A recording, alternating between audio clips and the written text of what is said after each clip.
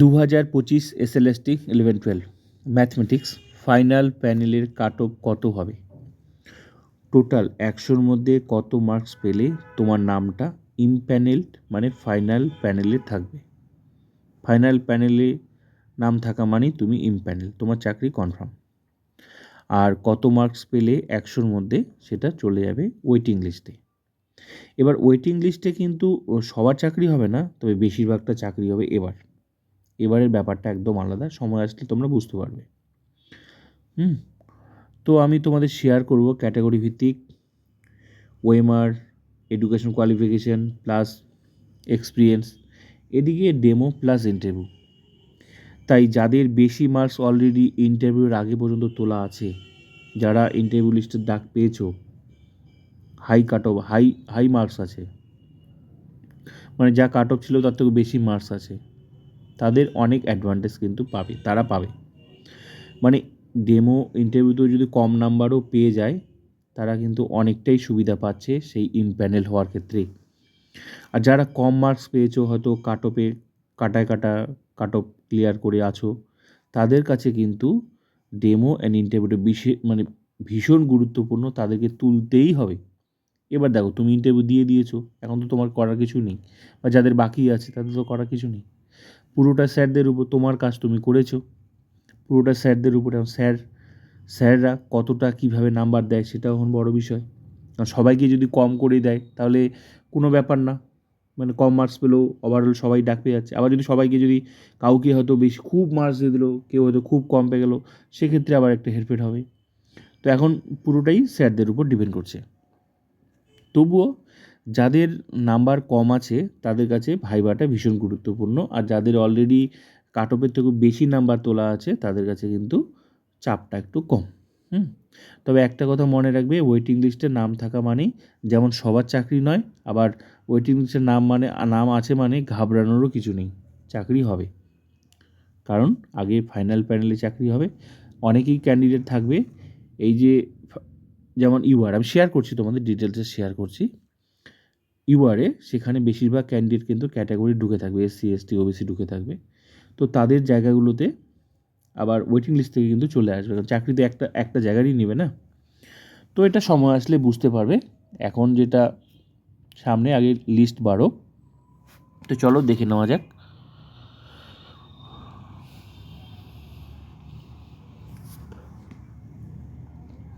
UR ম্যাথমেটিক্সের 93, 100-র মধ্যে 93 male female, আর female হচ্ছে 88। এই 93 তুমি যেভাবেই হোক, তুমি ডেমো, আমি এখানে একটা আনুমানিক দিয়েছি 20, এদিকে 20, এদিকে যদি 73 থাকে, এদিকে 20 লাগে, মিনিমাম 93। এবার তোমার যদি মনে করো 80-র মধ্যে এদিকে বেশি থাকে, তাহলে এখানে কম পেলেও হয়ে যাবে, 20-র মধ্যে কম পেলেও হয়ে যাবে। ওভারঅল 93 মিনিমাম লাগবে, আশা করা যায় 100-র মধ্যে মেল ফিমেলে। যেহেতু বেশিরভাগ ক্যান্ডিডেট হাই মার্কস আছে, তাই ইউআরটা ধরে রাখতে গেলে এখানে 93 ইম্প্যানেল হিসেবে, আর 88 হচ্ছে ফিমেল হিসাবে। এর বাইরে যারা থাকবে তারা কিন্তু ওয়েটিং লিস্টে চলে যাবে, কিন্তু হাই মার্কসে সেখানেও কিন্তু চাকরি পাওয়ার সম্ভাবনা প্রবল থাকছেই, শুধু একটু অপেক্ষা করতে হবে। তাহলে এটা হচ্ছে ফাইনাল প্যানেলের কাট অফ 93, আর হচ্ছে তোমার 88। তো যেহেতু এদিকে কম আছে, 68-এর জায়গায় এদিকে কম আছে, তার জন্য 20 লাগবে, 20। কারণ এখানে তো যারা হাই মার্কস তারাই তো এখানে আসবে, তার জন্য ইন্টারভিউ কিন্তু তাদের কিন্তু 20 করেই লাগছে। যারা 20 করে পাবে তারা কিন্তু এই জেনারেলে চলে আসবে। এই জন্য এখানকার ডেমো অ্যান্ড ইন্টারভিউ মিলে তাদের নাম্বার 20 থাকছে আনুমানিক। এটা আমার সম্ভাব্য কাট অফ। তোমরা তোমাদের মতামত কমেন্ট করে দিতে পারো। আমি আমার মতামত প্রকাশ করছি তোমাদের সামনে, কিন্তু তোমরাও দিতে পারো কমেন্ট করে বলতে পারো। ওবিসি বি ফাইনাল প্যানেলে সম্ভাব্য কাট অফ 87, 85। 87 মেল ফিমেল, 85 হচ্ছে ফিমেল। আমি 19 ধরেছি, কারণ এখানকারই অনেক ক্যান্ডিডেট আবার থাকবে তোমার কী বলে জেনারেলে, ইউআরে। তো আবার কিছু ক্যান্ডিডেট ঢুকবে এখানে। তো ওভারঅল মিনিমাম এখানেও ভালো মার্কস দরকার, 19 নাম্বার দরকার আছেই ইন্টারভিউতে।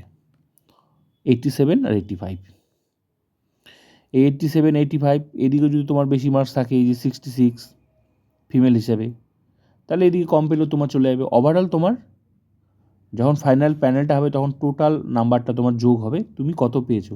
ভাইবা তো অনেকে দেখবে যে কেউ ভাইবাতে কম পেয়েছে, আগে যেহেতু বেশি আছে কভার আপ করে ও কিন্তু তোমার আগেও থাকতে পারে। তাই ভাইবাতে কম পেয়েছে মানে তুমি বেশি পেয়েছো, তুমি 20 পেয়েছো, তোমার তুমি 20 পেয়েছো, কিন্তু তুমি দেখলে যে তোমার আগে একজন আছে 17, কিন্তু তুমি ভাইভাতে 20 পেয়েছো। তুমি ভাবছো আমি কেন আগে থাকলাম না, আমি তো ভাইভাতে বেশি নাম্বার পেয়েছি, ও কেন? ভালো করে দেখবে ওখানে টোটাল স্কোর যোগ করা হয়েছে। তোমার 20 হয়েছে তো কী হয়েছে, তোমার নিশ্চয়ই 80-র মধ্যে যে কাট অফটা ছিল ইন্টারভিউর আগে সেখানে তোমার কম আছে, আর যে তোমার আগে যে আছে সে 20 নেই 17 আছে, সে দেখবে যে ওর আগে ইন্টারভিউর আগে যে কাট অফটা ছিল, হ্যাঁ, সেখানে কিন্তু ওএমআর এডুকেশন কোয়ালিফিকেশান ওখানে হয়তো বেশি আছে, তাই তোমার থেকেও আগে চলে গেল। তাই ভাইভাতে বেশি মার্কস পাওয়া মানে যে তুমি আগে থাকবে সেটাও বড় পেন। ওভারঅল তোমার নাম্বার কত সেটাই হচ্ছে ভীষণ গুরুত্বপূর্ণ, সেইটা নাম্বার ভিত্তিতেই কে আগে আর কে পরে থাকবে। ক্লিয়ার? তো এই জন্য 87 আর 85 মেল ফিমেল ফিমেল।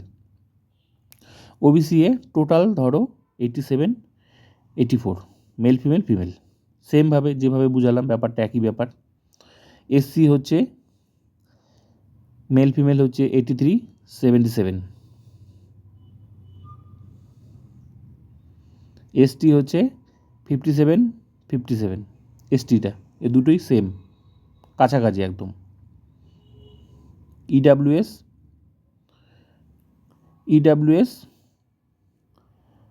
81 73 আশা করা যায়। এটা হচ্ছে ফাইনাল প্যানেলের কাট অফ, এই বাইরে যারা থাকে ওয়েটিং লিস্ট। তো আমি তোমাদের পুরোটা শেয়ার করলাম ডিটেলসে।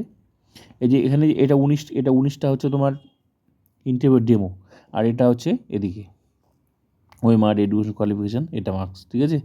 তো যাদের এদিকে কম আছে তাদের এদিকে কম পেলেও হবে, আবার যাদের ওদিকে কম আছে এদিকে বেশি পেতে হবে। তাই এই ইমপ্যানেল হতে গেলে বেশি মার্কস কিন্তু লাগছে, বেশি মার্কস। আর একটু কম মার্কস পেলে কিন্তু ওয়েটিং লিস্টে থাকার সম্ভাবনা আছে, কিন্তু ওয়েটিং লিস্ট থেকে এবার সবচেয়ে বেশি চাকরি হবে, সেটা আশা করি তোমরা সময় আসলেই বুঝতে পারবে। তো আমি পুরো মতামত আমি শেয়ার করলাম, সম্ভাব্য কাট অফ শেয়ার করলাম। তোমরা তোমাদের মতামত তোমরা কমেন্ট করে জানতে পারো।